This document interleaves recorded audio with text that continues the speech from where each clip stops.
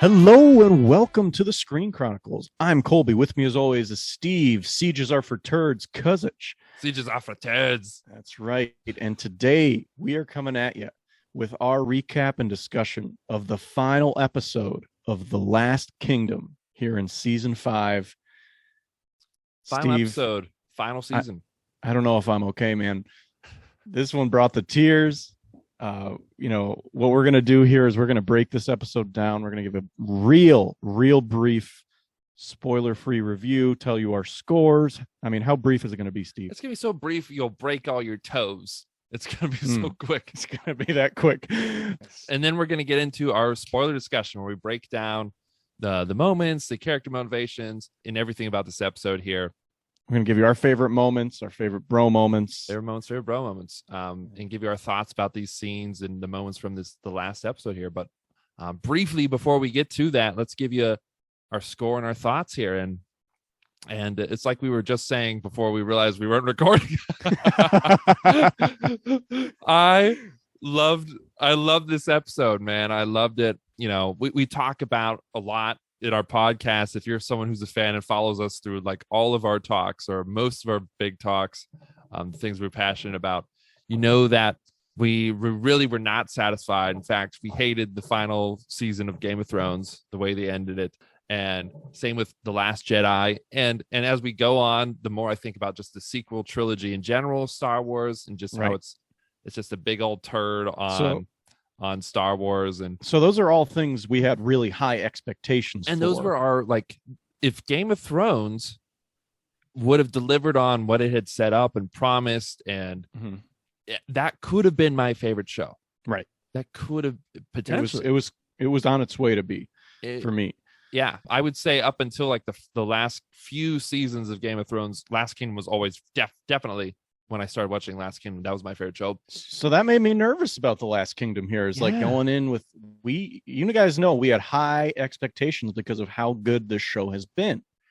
And up to this point too, there has been a sort of finality to the season. A lot of people are dying off. Yeah. And a lot of big things are happening. It was kind of scary. Like, what are they going to do? And even though the movie has been announced, I think they said specifically this would wrap up the Uhtred storyline for The Last Kingdom.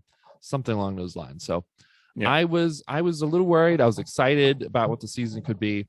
And I think they delivered, man. I mean, like you said, like it was so satisfying. Satisfying is the way I would describe this episode. There were so many moments that I was just like, that's amazing. That's amazing. There's so many moments like, that's emotional. You're killing me. You're pulling my heartstrings. Killing me. You're just giving me everything I want. And it was so satisfying. People get recognition. Characters get recognition that you always wanted them to get recognition. There's moments that you always want to happen. People that you want to die, and there's so many things that happen. And the thing is too, it's still done in a sort of subverting way. You know, we'll get into it here when we talk to spoilers real quick. But so, I mean, I was just so satisfied, and it was amazing. What do you give it out of 10, Steve? I know that the committee might have an issue with this, man, but I'm going 11 out of 10. Dude, don't do it, dude. I'm doing it. You know what? If you're going to do it, I'm going to do it too, because this episode deserves it. 11 out of 10, especially because of the expectations it had to meet. Not only did it meet it, I would dare say it exceeded it. 11 out of 10 for me on this one, if the committee allows it. Because you know what? I think we all knew what the ending would be, but to do it in a way that I didn't expect, to do it in ways that were still surprising and satisfying was amazing. And you could get to point A to B, but unless there's some sort of other emotional connection to it, right? Like it's not going to hit that mark. So no. So it had me tearing up a lot. It brought all the feels back. It brought almost, I feel like, every feeling I've had since episode 1. It brought all the nostalgia. John East directed this episode. Who is a Last Kingdom legend, by the way. Some of the Last Kingdom favorite episodes were directed by him. Yes. So props to John East. And of course the writers too, the writers for the show, and all the cast and crew who went into working on this. Let's just take a moment, acknowledge every single person who has like been involved in The Last Kingdom. Sure, I'll read the credits. So Alexander Drake. But honestly, we've talked to a lot of guests. We've talked to cast. We've talked to crew.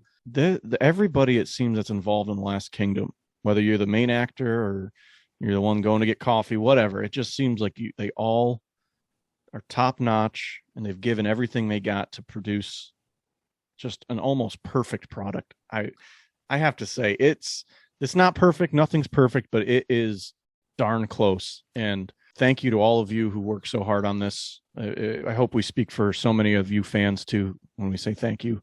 Hell yeah. So let's get into the spoiler talk here so we can just start talking about these moments that I want to talk about here. Yes. Spoiler alert for all of The Last Kingdom here. So final episode of the final season. We are going to, everything is free game everything. Of The Last Kingdom. So if you haven't watched all of The Last Kingdom yet, fuck you. Yeah. What the heck, man? My favorite show's name out your fucking mouth.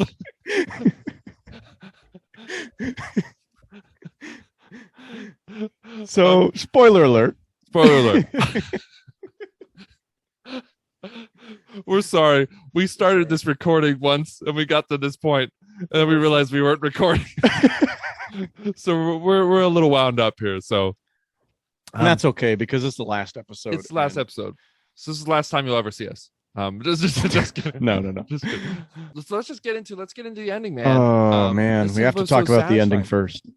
This was so satisfying for me. Obviously, the rest of the episode is so cool. I mean, there's the battles, there's some humorous moments, there's some bro moments. Battle is so unique. If I would have changed anything that could have, the one thing that could have made this a 12 or a 15 out of 10 for me is if there would have been a shield wall call and a 3-tier shield wall lines up and they go head to head with spears, axes, swords. I would have crapped my pants and died though. So I'm kind of glad they didn't do that because I think they know they would have killed me. Yeah. But I'm hoping in the movie, I'll be fine. Steve has a death wish. 2 years from now, you kill me. That's fine. Steve has a death wish.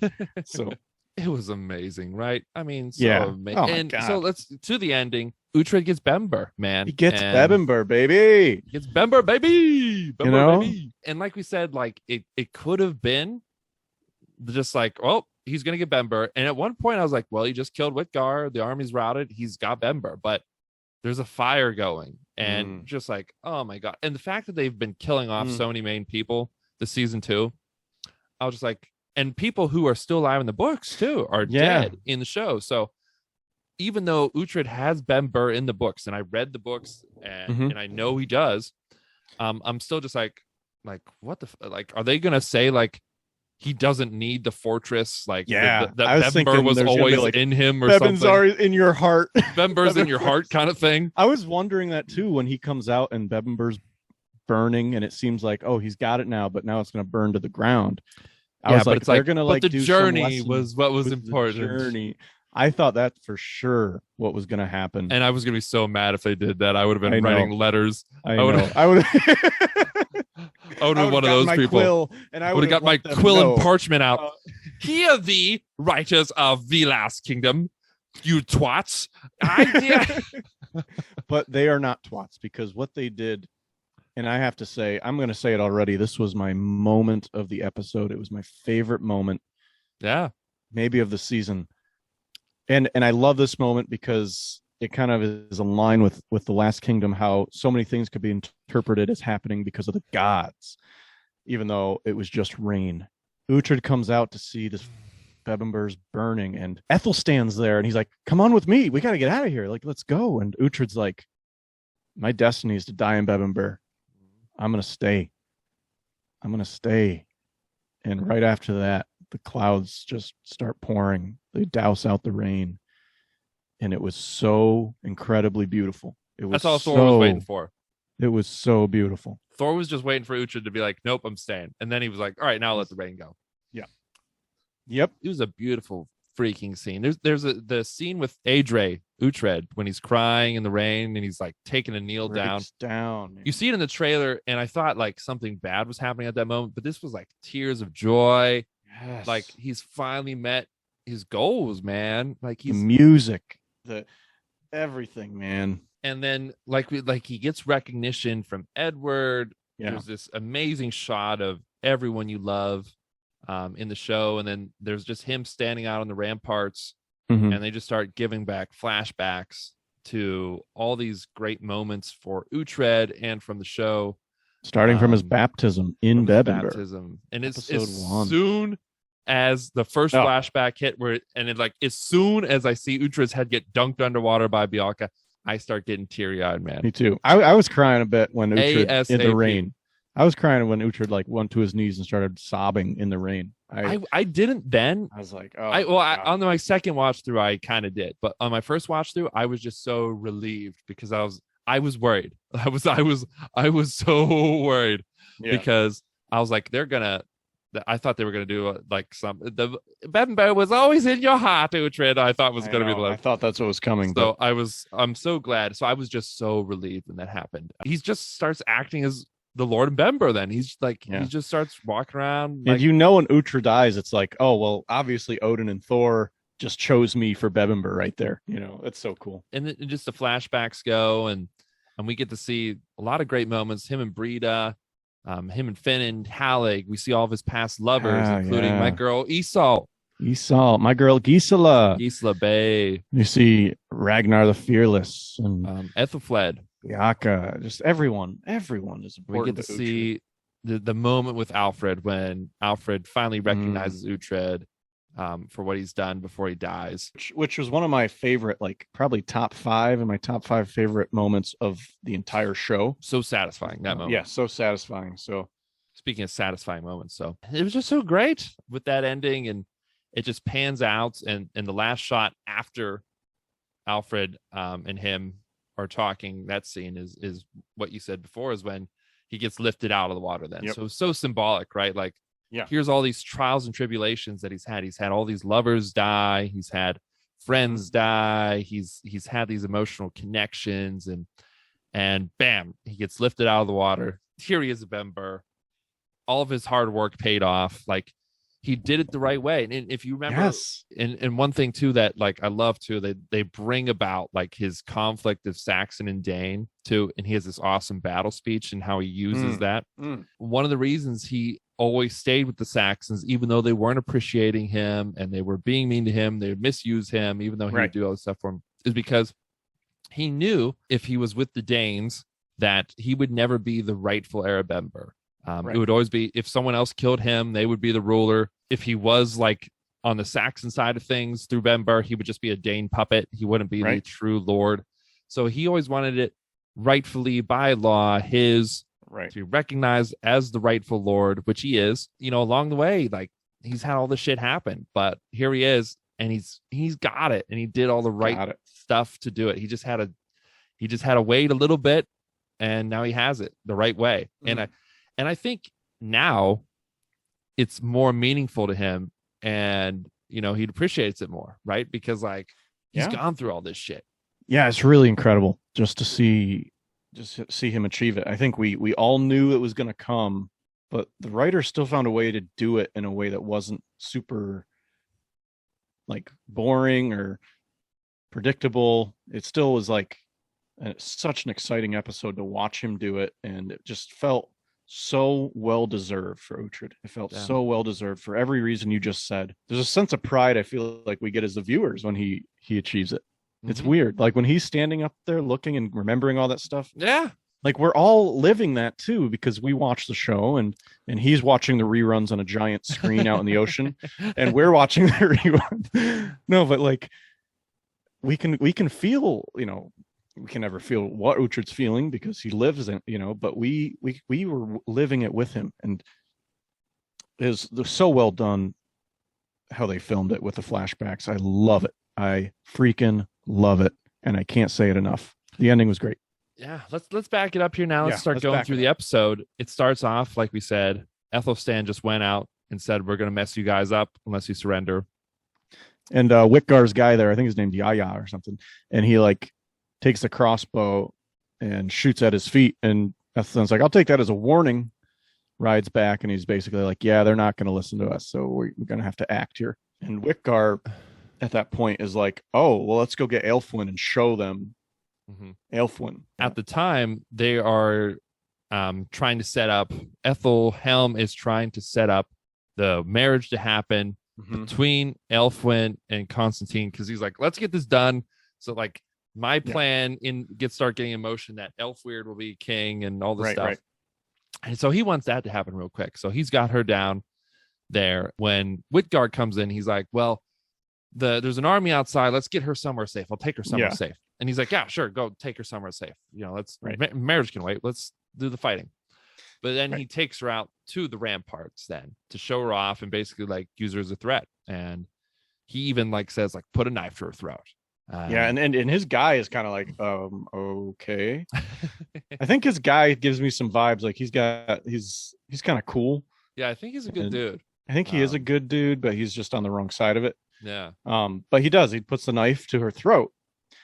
And Uhtred's just like, well, let's not have her have all the fun. Let's put a knife to your throat too. Yes. This is awesome. Uhtred just sneaks out of nowhere. He's just been waiting to pounce on Whitgard. Waiting to pounce on him. And so his man lets her go because he has Whitgar. But then Whitgar elbows Uhtred, knocking free his helmet, just creates some distance as he should. And so Uhtred is just on the run now. Yeah, and I like this too because Uhtred was a bit distracted and Whitgar used that opportunity to do it. Mm-hmm. Like Uhtred was kind of looking at Elfwin getting away. Mm-hmm. And so otherwise I was like, there's no way Whitgar gets out of that, Yeah. But it made sense. And thankfully Uhtred had watched The Dark Knight with the guy and he didn't say, let her go. And the guy drops her off. Poor choice of words. No, he said, release her. And Whitgar tells the guy, to let her go. And Uhtred just starts going. And I love this dude. Yeah. Like he just run through Ben Burnau and he ends up running into Finnan and Citric, who had, if you remember, they were imprisoned, but they ended up breaking free. This is an awesome scene. They had like I think a hidden knife or something in the boot. Yeah. And it was like, it was so quick. Like as soon as they were like locked in and left alone, like they were just like, kill out. This remember last episode, they're like, we have a plan if we get caught.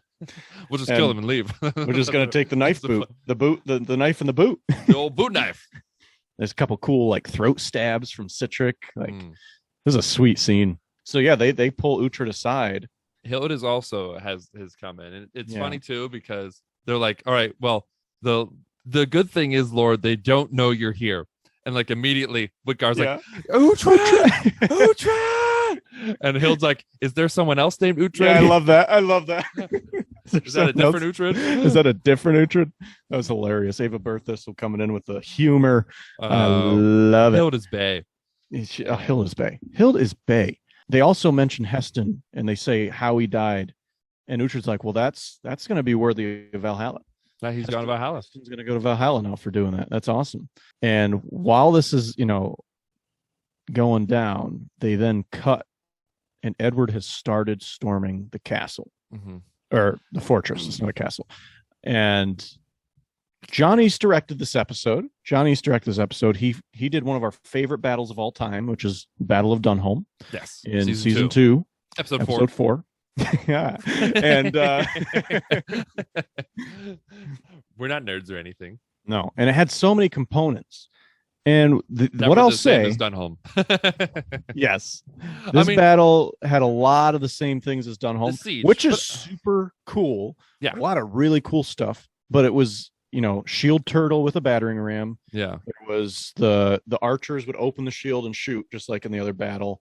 And they hot oil was poured down. Hot oil with fire. It did reuse a couple things. It did reuse a few things. Still amazing though. There's only so many ways you can storm a fortress though, too, right? Like but it felt like Dunholm when I recognized it as the battle, right? So, right. But that's not where the battle ends though, because Constantine is like, oh, so you're saying one of Edward's weaknesses is, he's prideful or like he's a little headstrong. He's like, all right, well, open the sea gate. And if you remember, the sea gate is where the boys broke in back in season 4. They used like some old planks and stuff to make a lever system to break in. And that's how they escaped too in season 4, episode 3, when they escaped. Right. And so he's like, open that up and let anyone who doesn't want to fight, let them go. And so people start pouring out. And so that then tells the Saxons that people are in retreat. Yeah, make Edward think that he's winning. Yeah. And then he says like, let's take the men off the ramparts. Let's even take them down. So it looks like we're running away. And Aethelhelm this whole time is like, let's just prepare for a siege. We have the preparations. And there's just so many awesome lines from Constantine. First, he's like, to sit and wait. It's not in my blood. Aethelhelm says one more thing to try to convince him. And he's to just take a siege. And he's like, sieges are for turds. It's so awesome. Sieges are for turds. And later then, so they have their men going. But Constantine is right up front. And he's getting ready for the battle. Arrows are coming down, though. And it's funny because, again, like he can kind of like, he tells Aethelhelm earlier, too. He's like, I didn't take you for a coward. Yeah. And then later, after the arrows start falling, and because the men have left the ramparts, Aethelhelm's like, Elfward, let's go higher up so we can preside over the victory. And Constantine, he doesn't say anything. He just looks back though, and he's like, you bitch. You piece of weasel shit. You piece of weasel shit. Constantine is such a season 1 or 2 character, man. I know. Love it. But he's also fresh and unique. Like he does have glimpses of that, but he's also his own thing, which is so cool.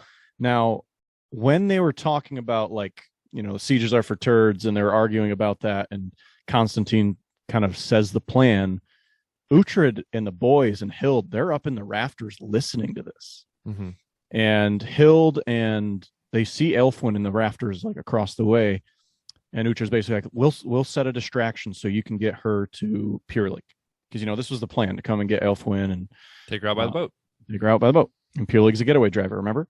Mm-hmm. Getaway driver. He hands Hild a sword. Don't even. He hands Hild a sword, and he's like, I know you never wanted to touch this again. Remember, she was the warrior nun back in season 2. She was the warrior nun. Who was also at Dunholm, by the way. She fought at Dunholm. Yeah. John East directed. Yeah. He says, it breaks my heart to drag you through this fight. And she basically says, God is not cruel to him. And so it's she pretty tells him awesome. to fight too. She's like, fight. She's like, fight. Fucking yes, Hild. Yeah. So speaking of fighting, Hild makes way with Elfwin. Yes. And of course they encounter a guard. Yeah. And this guard is just like, I'm gonna test the nun. And it's just like, come on, stupid guard. Like, haven't you seen any of the show? Like, did you miss season 2? Yeah, he gets like the first hit on her too. Well, she's reluctant because to her, violence is a sin, right? What kind of made her want to learn to fight was that she was raped by a Dane back in season 1. Yeah. And so she had kind of felt like she had then lost her vows as a nun. So she's like, well, I'll be a warrior because I don't want to feel vulnerable anymore. I want to be able to do that. But eventually, though, she kind of was like, well, I kind of want to go back to doing that. Like, I don't want to be a warrior. I don't want to kill people. I feel that is a sin. Right. So she's reluctant to fight this guy. But she ends up killing him all the same. That muscle memory, baby. That muscle memory. Hild still got it. Mm-hmm. She looks like you said, she's reluctant, but then once she snaps in, I don't know if she hamstrings him or gets his ankle first or something. She might even like quadricep him. She might get like quadricep muscle. Yeah, but it's a slick move by Ava Berthas, by Hild, and then she gives him the chance, and she's like, please. Yeah, the sword's down. She's like, don't do it. Don't do it. Don't do it. I'm warning you. I'm gonna do it. And she just awesome shot of her just slicing the dude. Yeah. And she asked him nicely, you know what I mean? So she's like, God, I asked him. And then we also see then all the men that Constantine had said, let them out the sea gate. They all just come running by. And they looked like they were a lot of Whitgar's guys. Yeah. Too. And I think he even says that after. He's like, a lot of my men are fleeing from the gate. And Constantine's like, good, less men to protect. All working into his plan. And I love Constantine's just so calm and matter of fact. Like, yeah, that's the way it should be. Yeah, whatever. Yep. And these aren't problems. These are not problems. I know. She ends up escaping though. They escape. Elfwin and Hild escape. But like you said, there's that moment, and Hild's holding the sword like she should fight, but they all just run past her because they're all scared. It's awesome. And they get away. But also when they were in the rafters listening, Uhtred, Finan, and Sihtric were sort of like, Edward wouldn't fall for this, right? He wouldn't fall for seeing the men leave and then attack. Then they like look at each other like, oh crap, he lost Winchester. You know, And so they're worried. And I was kind of like, this does seem a little dumb, but I mean, and let me just say this. So they see the men are leaving the ramparts, and Aethelhelm tells them that people are leaving out the sea gate. And he's like, we're beating them back. But it's just like, you haven't even broken down the door yet. Like, why do you think you're beating them back? They might also think they're like, we do have a very large army, and maybe they think reinforcements aren't coming. So yeah, well, they're trying to figure it out too, because it doesn't really make sense to them. And they're like, oh, well, maybe Uhtred took charge inside. Aethelstan's like, Uhtred took it. A young Uhtred's like, no, like we couldn't take it when we had more guys when I was there. There's no way he could take it now. Yeah. But they're like, something must have changed inside. They're running away, and Edward's basically like, well, let's go take an empty fortress. So if another army arrives, that will fight with the fortress. In his mind, young Uhtred is like, no, this is dumb. Like they're just, this could be a trap. I mean, young Uhtred's right, but I like Edward's reaction to him. He's basically like, get out of here. Like, I need men who are going to stand with me, not you, Yeah. Again, you could be like, why is Edward's doing the wrong thing? But like, I can also see if I was him, I'm just like, I have the large army. Maybe they think reinforcements aren't coming. And, like, we are still killing some of them with arrows. It's only a matter of time before we break down the doors. Maybe they are running away. Like, he starts going. And I love, too, like what he said to young Uhtred, because it was just so concise, too. He was like, you are not a warrior. Get out of my face. Get to the back of the line. Like, I need men who are with me. If you, is basically like, if you're not going to, believe in what I'm doing, get out of here. Yeah. And young Uhtred does kind of leave. He goes the other way. By the way, a little bit back to the siege when they're like charging. There's a couple awesome moments. I love battles where like they're charging a castle or a fortress. Like Lord of the Rings has some of the best ever. You've got some, Game of Thrones. This one was pretty awesome. Like Battle of Dunholm was awesome. And yes, did it recycle some of the same stuff? Yes, but it was still amazing. And like they have the hot oil that goes down, and Whitgar's guy is up there. Somebody gets shot with arrows. Like, come, somebody fill in for this guy real quick. Yeah. They throw a Molotov cocktails down and set on fire.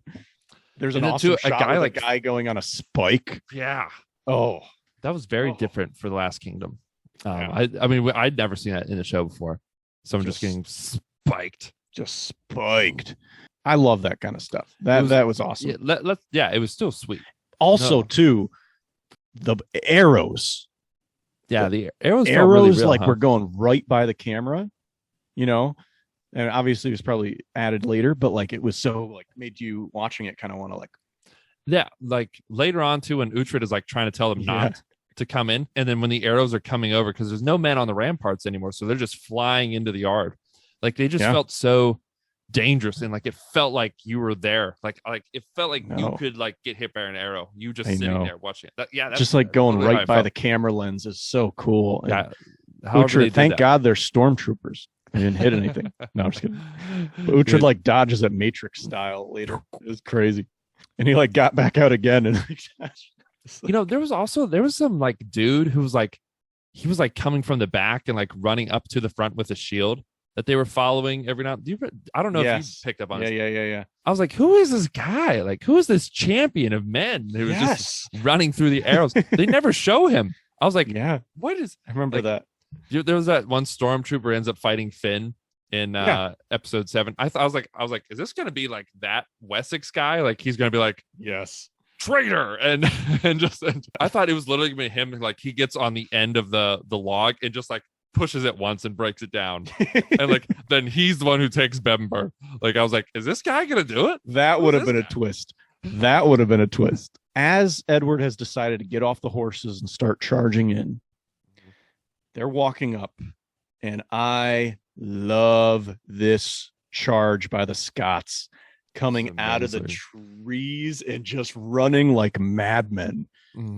This was cool. They looked so pissed off. I don't know, just so energetic. Just that's what like the Scots felt so explosive. Is what explosive is a good word. Just like they do plyometrics is how I would describe Scott. Because then on that end, the Scots come and they're just going nuts. And then we see one of my favorite scenes from the season, from maybe the whole show, we talked to Rod Hallett, who, he's a very calm, nice guy, but man, King Constantine, he comes up, he takes a kneel down with the sword.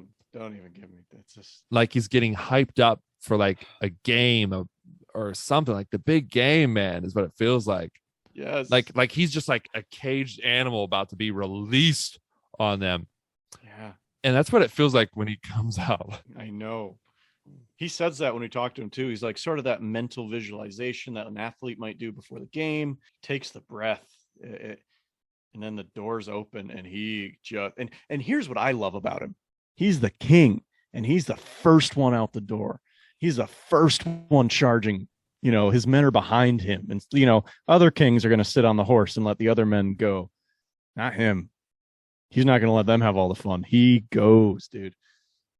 And it's so explosive. Like we said, like with the Scots from the rear charging, his nephew, who is leading the charge on the other side, King Constantine's nephew, and then King Constantine just comes out like, wham! Just like shield go, sword go, bam, Kicks bam, a bam. guy. Guys are just getting trucked by King Constantine. It's not like finesse. It's not like he's spinning like Uhtred and diving. It's just raw, and it's just he's a bull. He's gonna go through, and he's gonna take everyone out on his way, and it's amazing. That's what it just felt like. He was like the windshield wiper on like the last bit of rain you have on your windshield. Like he was just wheat, and just like goes scraping it off. It's amazing. So by the way, in between that, when the Scots came running out of the woods, so the guys are turning around, Aethelhelm yells shield wall twice actually in this. He yells it again later once they're shield wall call. Aethelhelm. Yeah, shield wall call. Who, if you remember, we had our shield wall call on the podcast with James Northcote, who plays Aethelhelm, which was one of my favorite moments from our show. He placed us as Saxons, and we've practiced since then. And if we ever talk to him again, we'll see if that changes. So that was awesome. And it's a little too late though for them to form an efficient shield wall because the Scots have totally surprised them, because even though they're sprinting pretty quietly, and they don't turn around for a while. Well, I mean, they were all like honed in on Bember. Oh yeah, right? They're focused, honed in. This is a huge surprise. Yeah. So I mean, and Bember is a cliffside fortress. So I mean, those men are already sort of start push them in that direction, and then Constantine's men come in from the other direction, and they just start pushing them towards the edge. And I didn't realize from the trailer that we were seeing the men of Wessex and Mercia. I didn't realize it was the Saxon. I thought maybe it might have just been like men of Bebbanburg fighting Scots, sort of like at the beginning of season 4. I didn't know if it was going to be that significant. That's what I thought too. I thought it might even like at the beginning of season 4. Yeah, like what you're saying. Or even I was like, is that maybe a clip from Uhtred pushing off like Whitgar's men off the edge or something? Yeah, maybe something like that. So I thought this was a pretty sweet twist, that it's our guys are like on this cliff getting 300 right now. That's what I was going to say. Constantine literally yells, push him off the cliff like in 300. God damn it. You stole it from me. Yeah. You got me on that one. Yeah. But it's so sweet too. I mean, he's like push him off the cliffs and they start going, and guys are just, and it's feels so raw, like just watching them fight for their lives to stay there. They show some shots of guys landing on the rocks and exploding like water balloons filled with blood. Yeah, just like Stiapa's head, just. So this was so intense because we got Edward and Aethelstan who are like getting closer and closer to the edge. And they're just getting pushed and pushed. Aethelhelm gets trampled. Yeah. I mean, if we don't get to talk to James Northcote, it's because he's done for. I thought this was the end of Aethelhelm. I thought he died too. And I was like, because Canlith, who, like, he's like screaming Aethelhelm, and I'm just like, oh man, he's dead. Like, I thought he was dead. Dead. While this is happening, and we may have forgot to mention last episode that Aelswith had gone to get Steora. Yes. And Steora does show up in the woods, but she sees the way the battle's going, so she starts to turn back away.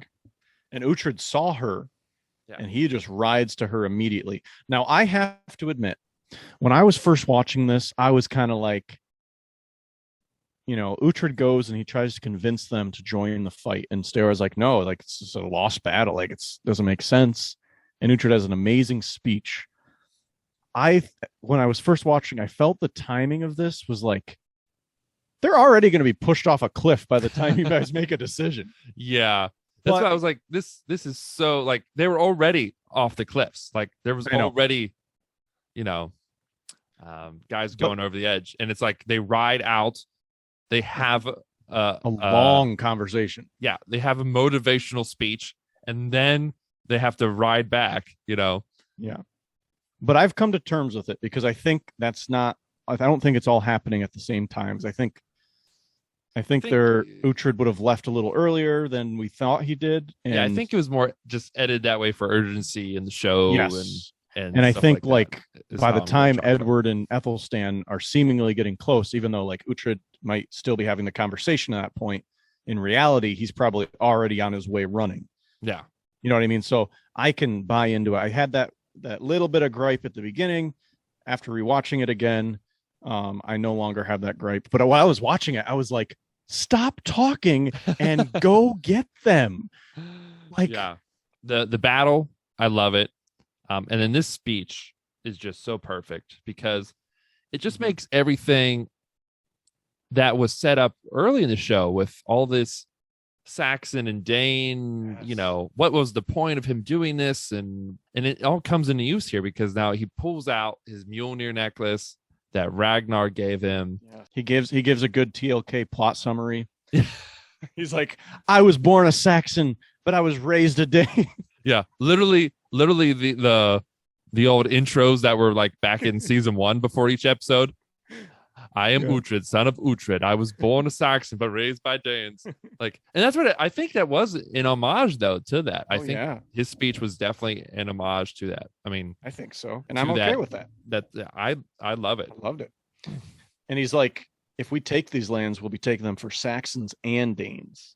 And for Danes. Do it for what your forebears came here for the reason they risked their lives to cross the seas to make a homeland. And I think that's the line that may have gotten them. And he's like, you have my word as a Saxon and as a Dane. Mm-hmm. I was hyped. Yes. I was hyped. And the reason why I think I know the timing is different, because it's like as soon as he's done having that speech, you saw them sprinting behind the Scots who are pushing Edward and his men off the cliff. And just like the Scots had an awesome charge, this was an awesome running charge. This was an amazing charge. I mean, this was so good. And I think I remember the one guy that like turns around, like he's like, yeah, we're winning, push him off the cliffs. And he's like, I'm safe here in the back, so like I'm a part of this victory, but like I'm not gonna get hurt. I'm not going to get hurt by the last like survivors who are trying to fight for their lives. And he just turns around and sees Uhtred, Vinin, Citric, Steora, all sprinting. And like honestly too, like you can tell like this is the moment. Like obviously John East like told him like this is the charge. Like you have to bring everything to this charge. So I mean, like the last minute of the game. Yeah, this is when you leave everything on the court. And this guy turns around and sees that. And he's just like, shit. And then Uhtred just drop kicks him. He just drop kicks him. Like the whole front line of Uhtred's charge, they all leave their feet. If you go back and watch this, like everyone leaves their feet and just like drop kicks and like slice, like just a whole row of like stuntmen. Like we're just like, we're not ready for it. Alexander Draymond's like, let's make this natural. Let's attack. Let's just like, I don't know how else they did it. Like they were all drop kicking into people. Like Finnan, Uhtred, Steora, everyone was leaving their feet. This was a moment where I was having like just an amazing orgasm just watching this. I'm going nuts watching this. Oh my god. And the beats that they have. Citric's got amazing beats. So good. Finnan uses a dude as a shield and as a weapon. Did you see that? Oh my god, that was amazing. And then he cuts off a guy's arm and uses it as a weapon.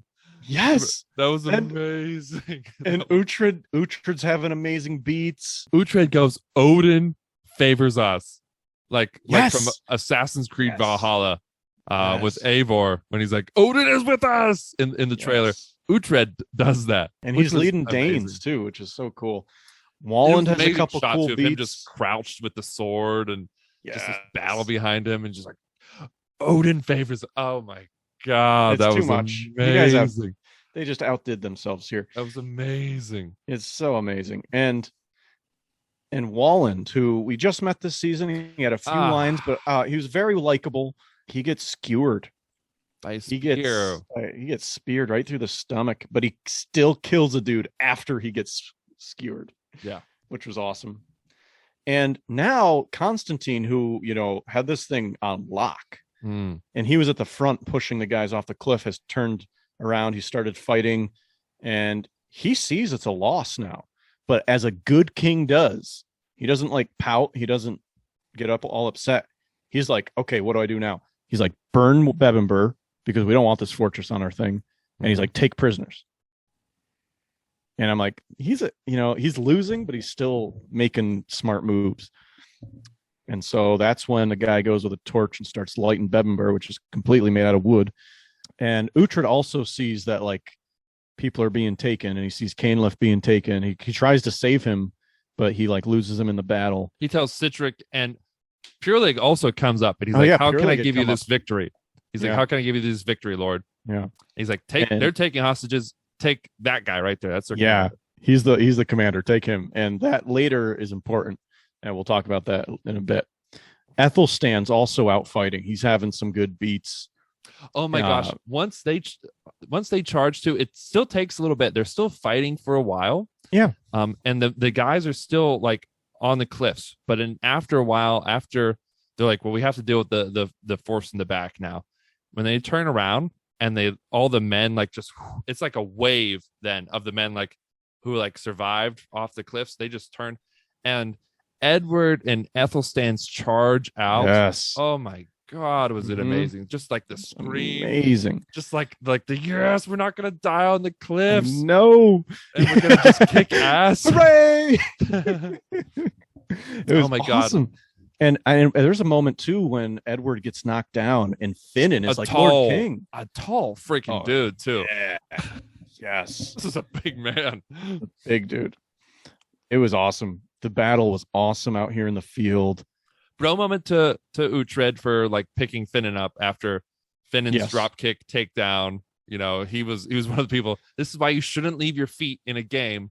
People, because then your balance is off. We're not all cats. So exactly. But he helps him up. Bro moment there, and then also like you were saying, bro moment for Finan for helping out. King Edward after that tall dude just knocks him down. Awesome moments. So many good beats. I got to rewatch this again and again. I've already watched it a few times, but like, it's so epic. They outdid themselves. And Uhtred looks up at Bebbanburg now because he's winning. Scots are retreating, and he sees Whitgar is up there, and he's like, "It's time, baby. Yeah, it is time." And his friend are like on the ramparts because the guys who come to burn down the fortress, they're shooting them down. They're trying because they're like, we want to keep the fortress. Keep the fortress. And I love how they still have the crossbows. That was a thing, Whitgar sort of brought the crossbow, I guess, his travels, and they're using the crossbows. They're using it a lot. They were using it during the siege, the men in Bebbanburg. So that was cool. But yeah, Uhtred, when he's like, it's time to take Bebbanburg, that first sentence. That's what he's it is time, baby. And so he sprints in to Bebbanburg, and behind him we see Aethelstan, who's fighting, and he sees Uhtred running in. He's like, oh, I'm gonna follow him. I'm gonna go make sure he's not fighting alone. Make sure he's not fighting alone. And Uhtred goes in, and Whitgar is in the courtyard. Excuse me. And this is like a kind of a video game boss moment, I thought. Yes. I don't know if you thought that too. No, for real. Yeah, because Whitgar is like, he's not a fool, Whitgar. He's like, Uhtred's like, you're afraid to fight me, and he's like, yeah, of course I'm afraid to fight you. There's 5 seasons of you beating everyone. Yeah, why? With a sword. It's like, obviously I'm afraid to fight you, and he's like, but guess what? You got to face 4 bosses at one time, and 3 big dudes, including Whitgar's right hand man. Like, just their entrance, how they come out is like just right out of the door. video game-esque, you Yeah. know.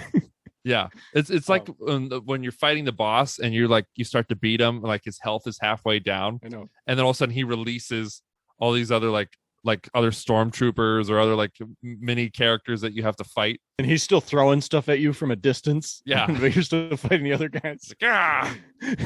That's what it was like. But Uhtred just houses them all though. Gar's like, what guys? Oh, Uhtred's coming. You guys hide in here. Come out when I give you the signal. Uhtred just starts slicing and dicing these three dudes, and then Wickgar comes in at one point. It's still nothing for him. It's nothing. He kills Wickgar's right-hand man. Pretty cool kill. Yeah, and I have to say, this character, like, he was a cool guy, you know? Yeah, I mean, he was on the wrong side. He was on the wrong side, but I think he's a cool dude. Yeah, I feel like in another world, maybe he could have worked for Uhtred. I don't know. Yeah, I think Who so. knows? He didn't seem to like be on board with like all like the kind of shitty stuff Wickgar was doing, you know? Yeah. Oh, we forgot to mention a moment too with that guy earlier with Constantine when he was trying to tell the men to come back, and Wickgar's like, no, like let's just stay. Constantine goes to the I think his name's Yahya. It's like spelled Yahya. Yeah, I don't ever hear his name spoken. He's like, you're his man, but he's my man. Go. Love it. Constantine just laying down the law. Yeah. And so concise. So concise. That's so awesome. That's so badass. But yeah, Uhtred kills him. He runs in. Aethelstan shows up. Like we said, he was following Uhtred. And he ends up coming in. He doesn't know where Uhtred went, though. And he ends up running into Aethelhelm, who he corners. And when he threatens to kill him, Elfweird pops around the corner and says, well, I'd have to fight you if you did that. And I love this part because Elfweir's kind of like knows he has no shot at fighting Aethelstan. And he's like, right after he says, like, I'll fight you, he's like, just please don't do it. It was literally like, Aethelstan was trained by Uhtred and he's been out in a battle. I'm sorry, Elfweird, but you're bowl cut and you've been hiding with Grandpa all season here. Well, Elfweird knows it though. He knows it. That's why he's like, please don't do it. Just but don't. You know, but pretty brave of Aelfweird though to do that, knowing that, you know. So, and from his point of view, like he thinks his grandpap is helping him out. He's not a bad character. Yeah, he's actually kind of, I feel bad for him. Me too, dude. He's a son of a king. He didn't do anything wrong. He thinks he is supposed to be the rightful heir, and he doesn't understand why he's not looked at as that. He doesn't know why his dad neglects him. No. So naturally he turns to his grandfather, who seems to like do anything for him. And he didn't know his grandpa killed his mom. He didn't know all that. And this is what Aethelstan, his grandpap, I think he loves Elfweird, but in reality, he wants his legacy to be the ruler is the thing. Like he wants to be connected to the ruler by that name, right? Totally. So that when people are like, well, and the grandfather of King Elfweird was, of course, Aethelhelm. Yeah. You know, like that's what he sees as important, not necessarily Elfweird. Yes. I got there. It took me a bit to get back there. I like this moment a lot because Aethelhelm kills himself. It was great. Well, yeah. But before that, Ethelstan's basically like, tell him the worst of it. Tell him the truth. Confess your sins and you'll live. And he keeps like saying no. And Aethelstan is basically like, he had your mom killed. And Elfweir's like, is there any truth to this? And he's like, there's not. But eventually Aethelhelm breaks. And he's like, it was a mistake. Like it was an accident. She was not supposed to be there. It was a tragedy.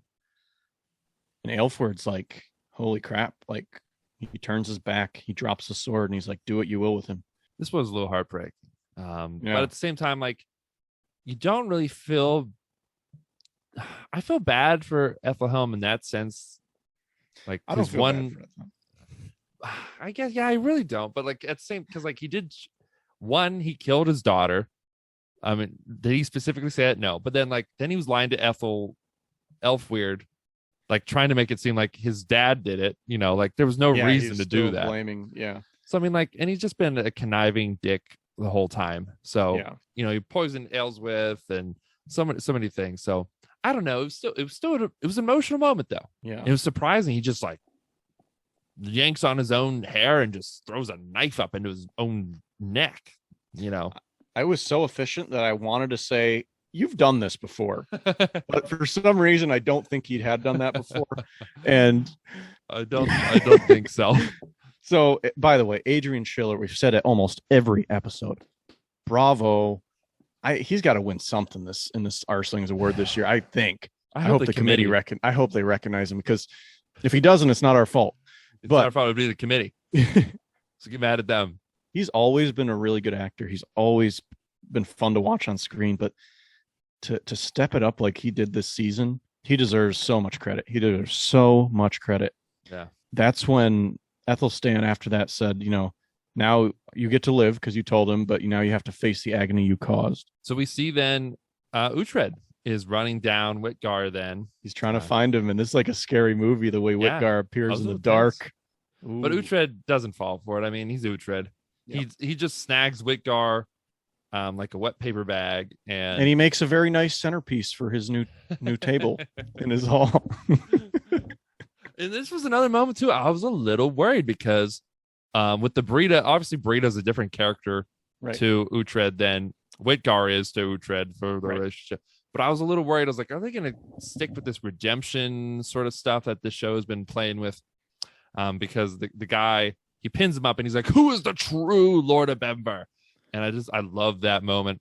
But then it was like, but yeah, go ahead and kill me. Just like this is like a Darth Sidious moment here. He's like, just like my father killed yours or tried to kill you, and I killed my father. And your son will kill you. Yeah, your son will kill you. And that's your destiny. That is the legacy. That's your destiny, he says. And Uhtred's like, no, it is not. And just it's not.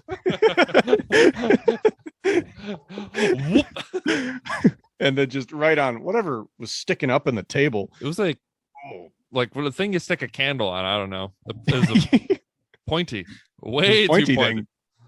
I bet you when the craftsman was making that, the blacksmith, like someone was like, don't you think that's a little sharp for just to put candles on? The guy was like, no. He's like, well, what if someone falls on? He's like, who would fall on top of a table, on top of a candle? How would that happen? And now he got sued because he did not put a warning label on the stick.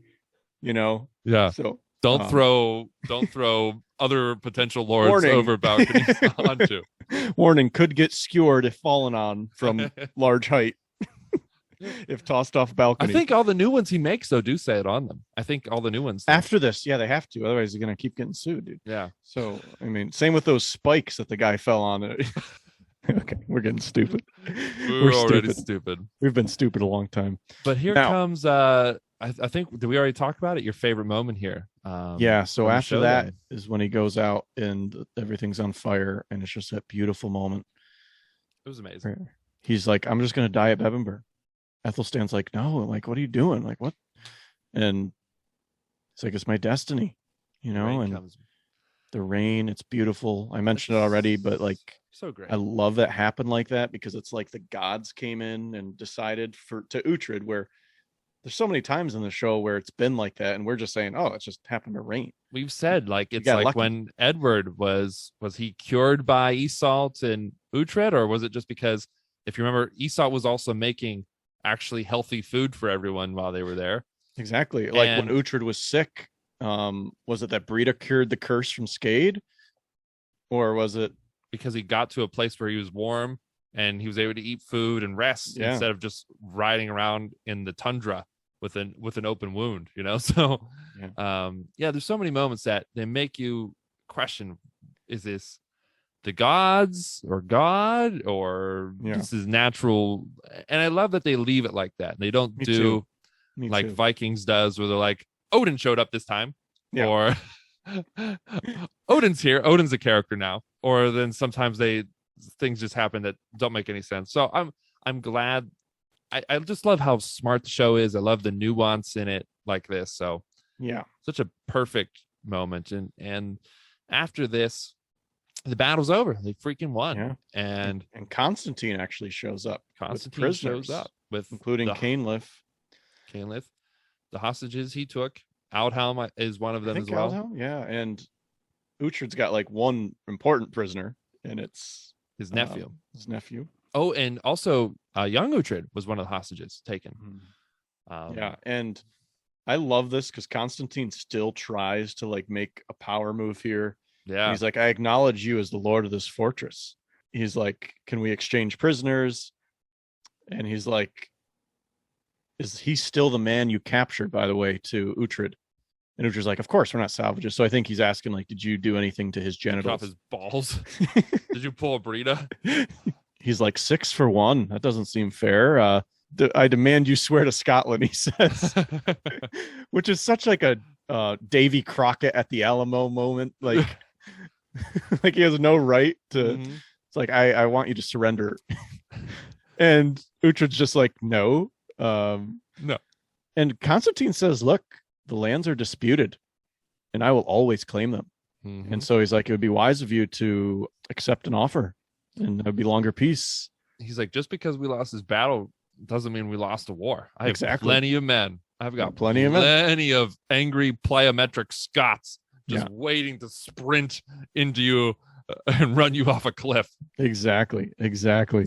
Uhtred doesn't give in, and Constantine's sort of like, all right, well, I'll accept the offer, 6 for 1 anyway, because he knows he doesn't have anything to stand on. And this is like Uhtred's first time acting as Lord of Bember right here. This is him deciding the terms after a battle, and people are looking at him, and it's just so natural, and I love it. Well, they end there too, and they say, let's come to some terms then, and they cut away. Now they cut to Edward, and they see Constantine riding out, and they just mean mug each other, which I love. I love foreshadowing maybe for the movie. I don't know. That was sweet. But I love that too, because it's just like, sure, we've come to like terms. You're done. You get to leave, but like, you were pushing me off a freaking cliff, dude. Screw you. Yeah. But like, I still won. and Constantine's like, I would have pushed you off that cliff, dude. Yeah. I love too, like Finnan gives like a sort of like a sarcastic bow kind of thing too. Yeah. As he's riding up. Edith and Aelswith are also there. They ride in with Edward too. We haven't given them enough credit. They rode to get Steora, and without them having gone to get Steora, that would have been a loss for Edward because they wouldn't have the reinforcements. Yeah. No, yeah, I've really liked them this season here. Definitely more of Uhtred's story though, I would say this season, which I'm glad of, because this is his arc that's ending here. So right. We get a great moment. I love like how like Finnan's being so like respectful of Edward this whole time. Like he saves Edward, and then like when Edward strides in, he's the one that gets everyone's attention. He's like, King Edward is here. Everyone shut up. And he like bangs on the thing. It was cool. Yeah. And I just love this. Edward's just like your bravery is amazing. Your penis looks nice. Everyone's going to remember you in the chronicles. They will sing your name. Like he just talks him up. He just talks Uhtred up. And your heroism on the field of battle will live on in the songs and in the chronicle. It was so satisfying, and they don't stop satisfying me there. No, he's like, I congratulate you on restoring your birthright. May these lands be held by your descendants for all eternity, baby. He says, all eternity, baby. Eternity, baby. And may the sons of your sons profit for generations. It's like, bro moment here. Edward, this is satisfying. Uhtred's got it, baby. This was awesome. Then they cut to sort of Uhtred and gang sort of making their rounds, talking to people. Uhtred, who has had like this sort of thing with Edith all season, they talk to each other, and they're definitely getting flirty-eyed, and she's doing the biting lip thing, and he's like, why don't you move in? In the books, they're already sleeping with each other a lot. Yes. By the way. Yes. And Uhtred's like, why don't you move in? And Aelswith overhears this and is like, sure, get me a window. Like, yeah, I need a window suite, a seaside window suite. Yeah, seaside window suite, please. She's like, sure. It was just funny. Aelswith's like, Aelswith brought a lot of comic relief this season. She was definitely comical. Interesting. And then we go to the most like, I don't know how it's like, anytime there's like an ensemble, like a video game or movie, I love when they just show all the characters together, like Avengers or Mass Effect or things like that, where everyone goes. There's this awesome tracking shot of Edward just walking through the Bemberg courtyard here in the fortress, and he walks by Aethelhelm and Purelig. He walks by Finn and Citra, Kenlith. We see Kenlith in Elfwyn making out, just making out, just like just like there's no tomorrow. He hands the cup to Aethelstan. Like, what a metaphor that is. He's literally passing the cup to him, which is going to happen someday. I just love this like tracking shot. It's so like calm, and just everyone just feels like it's like it just feels like you walked in on this. Yeah, it's so perfect. It feels kind of like the original Last Kingdom sort of style directing in a way too, of how Nick Murphy started with just sort of like following people around with the hand. Which would have been in that courtyard too, that same courtyard. Yeah, it was so cool. I love that scene so much. Just when I was watching, I was like, this is amazing. I was like, it was just a shot of him walking, but it's just that everyone's there. Like, you can see everyone is on set that day, and they're all there. They're all reacting to him differently too. Like, Stiora just mean mugs him as he walks by, and they just pan up to Uhtred and his son Uhtred, up on the steps of their place. This is his ancestral home, and it's just I love that it's going through Edward here, and I have loved Edward this season. I have freaking loved him. I've loved his portrayal. I've loved how he's turned around. He feels like a real king this season. Maybe not always doing the things you want, but he's always doing things that make sense. And contrary to last season. Just for sure. He He became his father's son, really, truly this season. This is what I thought we were going to see after season 3. And I love it. He goes up to Uhtred and they talk, and he's like, we'll feast like brothers tonight for what you've done for my family. And Uhtred's like, yeah, you're not going to like what I have to say. So it kind of ruins the broness of this moment, but it's also like, it's smart of Uhtred, and it's not what Edward wants to hear. But basically, he said, Constantine has withdrawn his claim from these lands because I offered not to cede them to you. They're not part of your kingdom. We will still pay you homage. You can consider yourself overlord, but it will not be part of England in your lifetime. And he basically says to him, first of all, like, Edward's like, well, everything we've given you, kind of right after he said, everything you've given my family. And he's like, the House of Wessex is going to unite England eventually, but you've proven that you're not that man. You've shown discord between the Saxon and Danes. It's a tough talk. Yeah. Things to say. Yeah. I mean, I don't know how I feel about this, because what Uhtred is doing right here is literally what Edward has done to him, what Aelswith has done to him, what Alfred has done to him, with what Aethelflaed has done to him. Literally, all of them have done the same very sort of shit to him. They give him something, and they're like, "Oh, but you have to swear to us," or someone says the prisoner. There was always something else. And Uhtred's like, "Yeah, like, we're still gonna be with you. Like, this is still a relationship between us, but this isn't part of England." I was a little disappointed, because I was like, man, like, I wanted this moment to be like for England and stuff. But it was kind of shitty, because like, here it is, Edward giving him all these props and praise, and then all of a sudden he's just like, well, nah, kind of go fuck yourself. Yeah, pretty much. But Uhtred, what Uhtred was really saying at the beginning of this conversation with Edward, he's like, I got to set up the movie. Look, we got to have this conversation to set up the movie, because basically I think it's going to come down to a lot of that in the movie, and in that disputed land. And Uhtred, I'm happy with it though, because I also didn't want Uhtred to end as like a pawn of Wessex again. I didn't want him to like get his throne rightfully and then still like kind of be a pawn of Wessex. You know what I mean? It's kind of cool that this is his own thing. He's basically, and in the books this is explained on more too, is not only is he the last seat, the last holdout for England to be everything, but he's also the barrier between Scotland and England. Right. So he's kind of surrounded by enemies, but he could be potentially surrounded by one other ally too, depending on which way he leans. So it's kind of another Saxon or Dane moment here he's got going on with the Saxons and the Scots now. But Yep. It is cool. He is very like he's independent, like he's his own ruler in the books. And after being just a wanderer for so long, and at one point being a slave, and now here he is. He's a lord of like a really desirable place. Yeah. Yeah.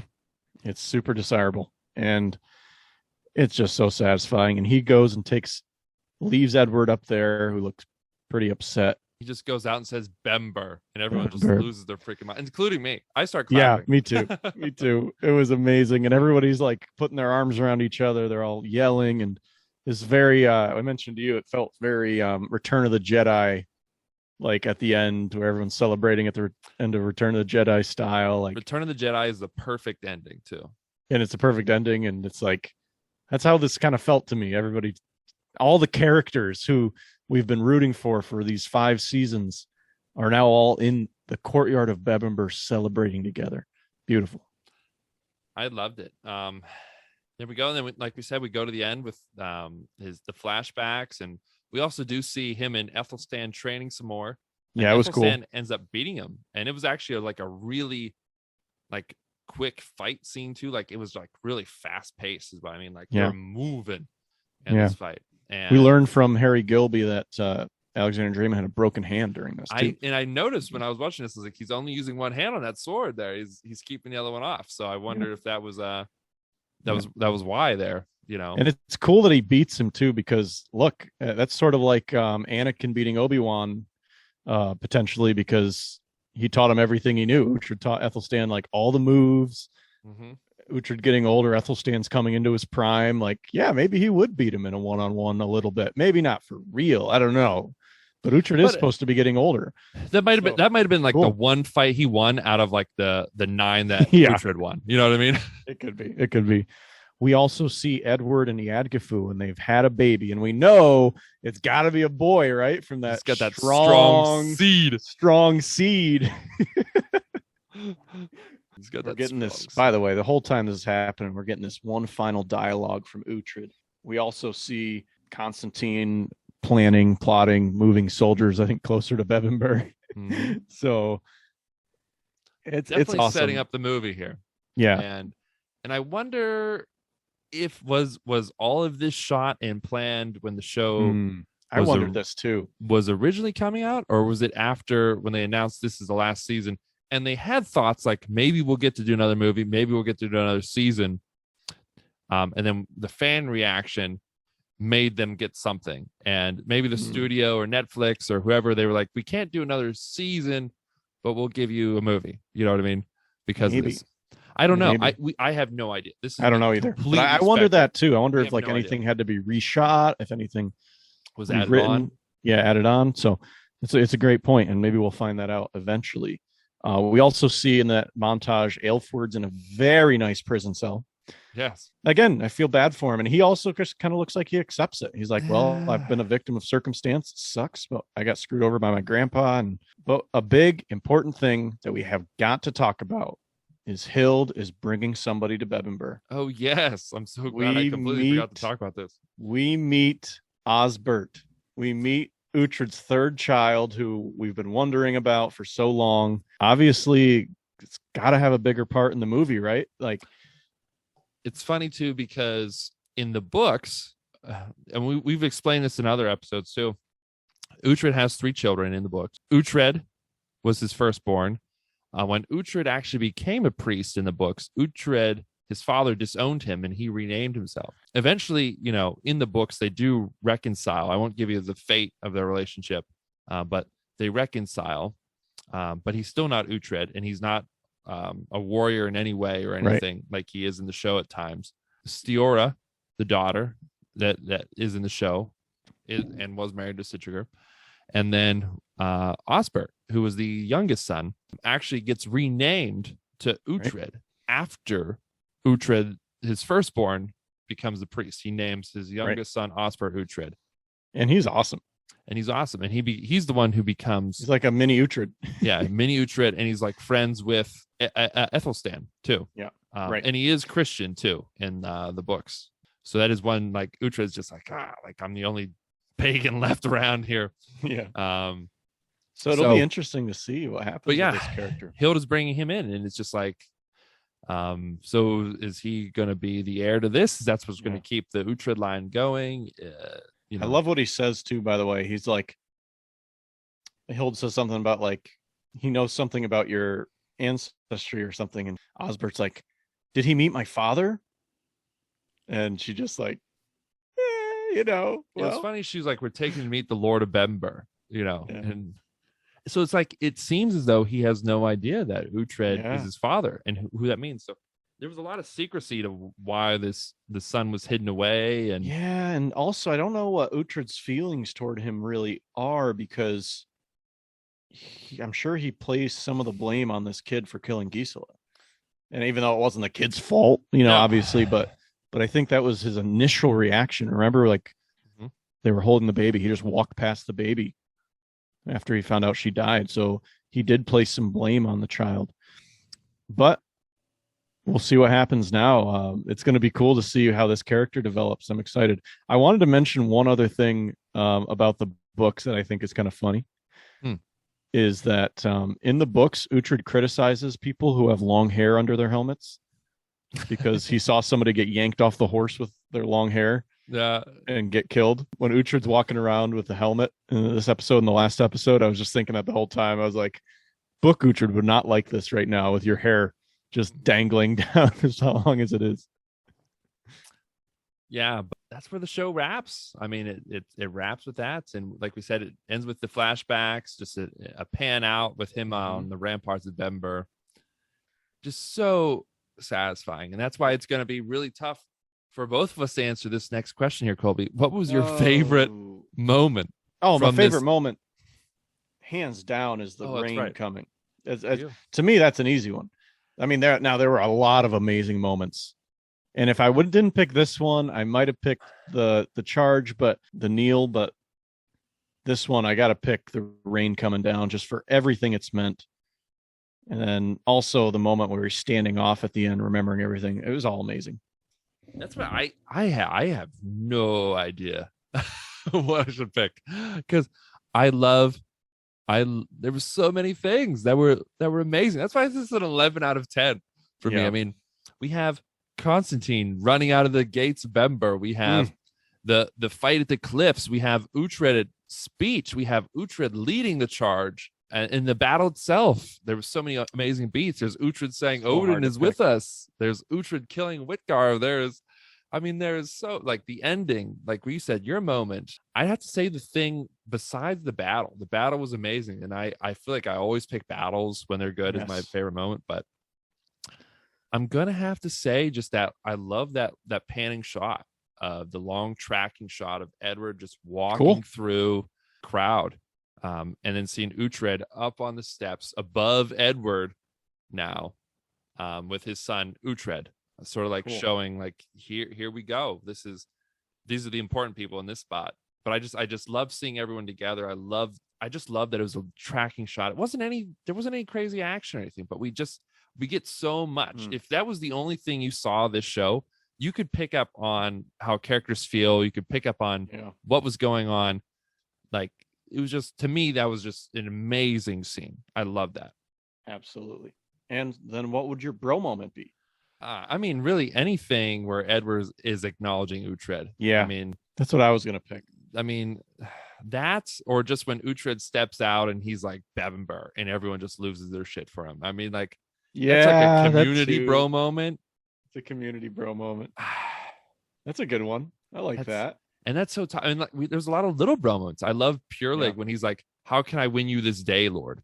You know, like when he comes up to him, like when Uhtred picks up Finn, and then when like I said, Finn, like getting everyone ready for Edward, and so many like little ones. But I'm gonna have to just say, just to pick one, I'm gonna have to say Uhtred when he's like for Bember, when he's just Bevember and everyone cheers and is just smiling, and they're with him. They're celebrating him. They're not just celebrating the victory. They're celebrating Uhtred, who's been saying he's Uhtred of Bember since like the Battle of Effington, man. That's a great one, dude. That's a great one. What's yours? What's your bro? I'm gonna pick Edward the first time he comes in and acknowledges Uhtred and says, you know, you're gonna be remembered in the chronicles and the songs. Like, that was, it just there's Alfred speaking to him through that. There's so much there with that. I'm gonna pick that one. Unfortunately, it's a little tainted because Uhtred does later. I know, but he still gives him that recognition. Had to set the movie up, right? Had to set the movie up. Again, it was really hard to pick that one because there's so many amazing moments in this episode. This, I got to get away from season 5 a little bit. I think it's going to take time, but this episode might, be among my all-time favorites. That's how. Oh, this is hands down one of my favorite episodes. Of The Last Kingdom.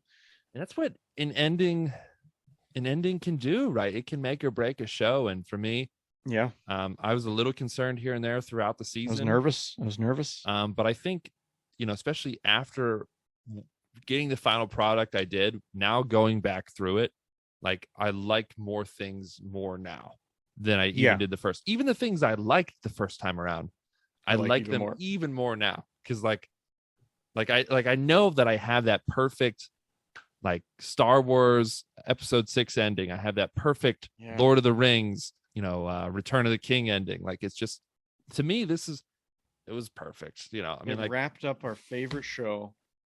We can't express how sad we are that the show is done. Yeah. It's sad, but it wrapped it up almost as perfect as it could be, just with a little bow.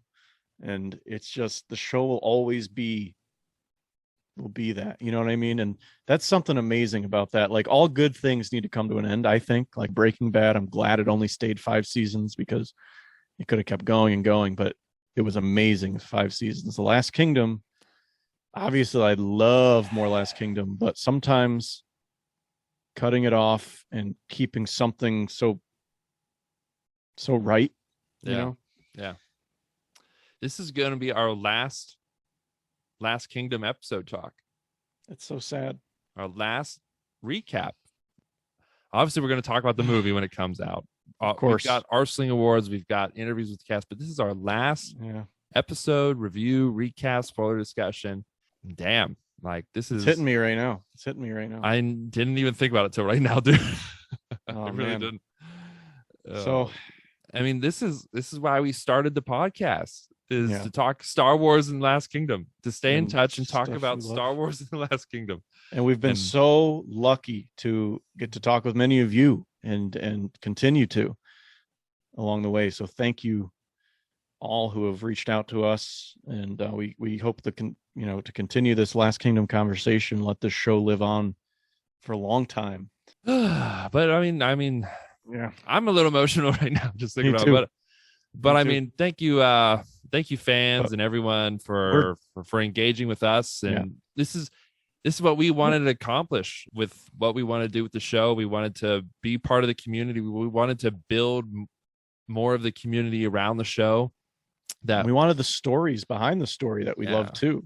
Yeah, this is our favorite show, and we I would say when we started watching it back in season 3, it was still something really under the radar. I mean, like, there was like barely anything on YouTube for it. There was barely anything.